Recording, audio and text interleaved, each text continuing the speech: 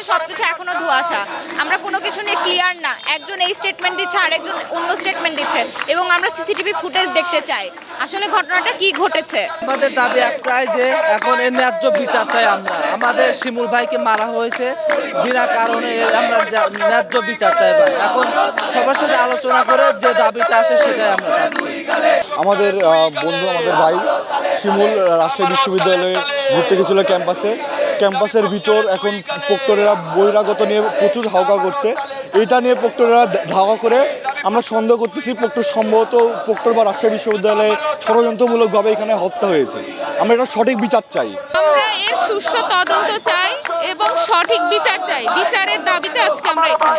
কলেজের রাজশাহী কলেজ ছাত্র শিমুল ভাই, তাকে যে খুন করা হয়েছে এখনো কোনো তদন্ত হয়নি এবং মানে পুরোপুরি কোনো তদন্ত হয়নি এবং প্রশাসন থেকে কোনো বিচার গ্রহণ করা হয়নি। সেটা আমরা একটা সুস্থ বিচার চাচ্ছি। একনল হ্যান্ড ওয়াশ 100% প্যারাবেন ফ্রি, তাই নিরাপদ হাতের জন্য আস্থা রাখুন একনলে।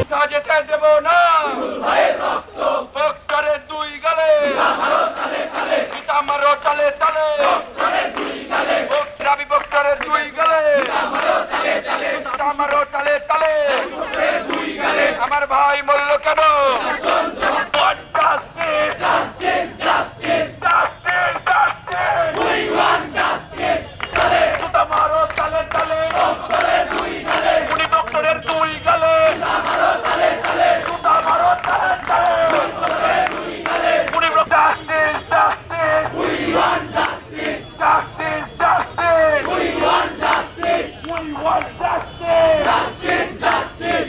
আমার ভাই কবরে,